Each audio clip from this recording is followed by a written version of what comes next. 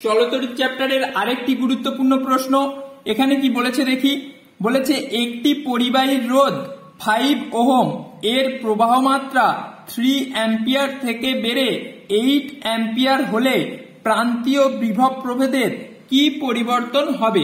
খুব সহজ অঙ্ক, আমরা ধরে নিচ্ছি পরিবাহীর রোধ হলো 5 ওহম, যেটা প্রশ্নে বলে দেওয়া আছে। তাহলে আমরা লিখছি পরিবাহীর রোধ আর ইকুয়ালস টু কত, 5 ওহম, তাই তো। আর প্রাথমিক প্রবাহ মাত্রা, প্রাথমিক প্রবাহ মাত্রা, এটাকে যদি I1 ধরি, I1 সমান কত বলেছে, 3 অ্যাম্পিয়ার, লিখে দিলাম। আচ্ছা, অন্তিম প্রবাহ মাত্রা, অন্তিম প্রবাহ মাত্রা এটা কত দিয়ে কত বলেছে, 8 ওহম, 8 অ্যাম্পিয়ার, সরি 8 অ্যাম্পিয়ার। তাহলে অন্তিম প্রবাহ মাত্রা I2 সমান 8 অ্যাম্পিয়ার। এইটুকু বুঝতে পেরেছো। এবার বলো তো তোমরা, আমরা ওহমের সূত্রানুযায়ী কি জানি, যে প্রথম ক্ষেত্রে প্রাথমিক বিভব প্রভেদ, একে যদি আমরা V1 দিয়ে ডিনোট করি তাহলে এটা কি হয়ে যাবে, I1 ইন্টু R, তাই তো। তাহলে I1 এর ভ্যালু কত এখানে, 3 ইন্টু রোধ কত এখানে, আর 5, তাই তো, সমান সমান কত, প্রাথমিক বিভব প্রভেদ V1 সমান বেরোলো 15, তাই তো, 15 ভোল্ট। বিভব প্রভেদের একক কি, ভোল্ট।